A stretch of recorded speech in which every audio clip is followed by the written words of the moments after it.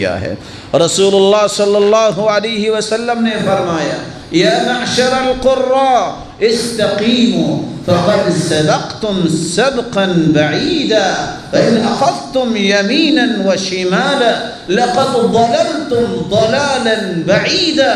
اے قارئینوں کی جماعت، اے قرآن پڑھنے والوں، قرآن پر ایمان لانے والوں، سیدھے ہو جاؤ، استقامت اختیار کرو، جاہلیت کی باتیں چھوڑ دو، وہ ضلالت کی باتیں ہیں، گمراہی کی باتیں ہیں۔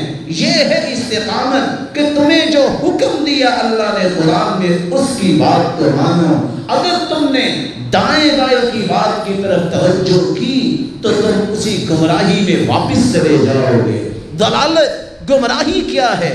جاہلیت کی باتیں اور ضلالت کی باتوں کو چھوڑنا، یہ سود، یہ اپنے فخر کرنا، اپنے ماں باپ کے نام کو بلند کرنے کی کوشش کرنا، صرف ریاکاری کی وجہ سے، فخر کی وجہ سے، اور انہی کے ترانے گانا، قومیت کے نعرے لگانا، عصبیت کو بلند کرنا، بغض و حسد کو فروغ دینا، یہ جاہلیت کی باتیں ہیں۔ جاہلیت کو چھوڑنا یہ استقامت ہے۔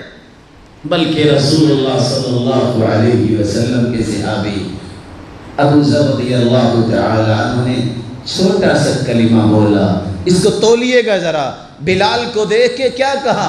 یا ابن السودا، او کالی ماں کے بیٹے۔ اللہ کی رسول غصے میں آئے، فرمایا انک امرؤ فیک جاہلیہ، ابھی تک جاہلیت کے آثار ابو ذر تیرے اندر باقی ہیں۔ اور ابو ذر نے پھر کیا کیا؟ رونا شروع کیا، معافی مانگی، کہا اس وقت تک ابو ذر آج گھر واپس نہیں جائے گا جب تک بلال اپنی ایڑی ابو ذر کے رخساروں پہ نہیں رکھے گا، تاکہ سمجھ آ جائے ابو ذر کو کہ یہ کہنا بھی جاہلیت کی بات تھی، اس کو جچتی نہیں تھی یہ بات، اس کو کہنا اس کے لائق ہی نہیں تھا۔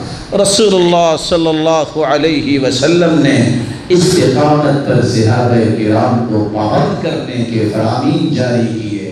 اس لیے امام ابن تیمیہ رحمۃ اللہ علیہ فرمایا کرتے تھے اعظم الکرامہ لزوم الاستقامہ، سب سے بڑی کرامت والا شخص وہ ہے جس کو اللہ نے استقامت پر پابندی دے دی۔